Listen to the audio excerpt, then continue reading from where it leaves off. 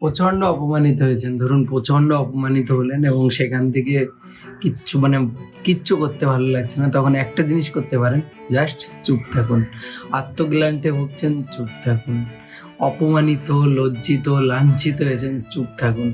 এবং যখন সমাজের কেউ আপনাকে ভ্যালু দিচ্ছে না, চুপ থাকুন এবং চুপ থেকে নিজের কাজটা কন্টিনিউ করে যান।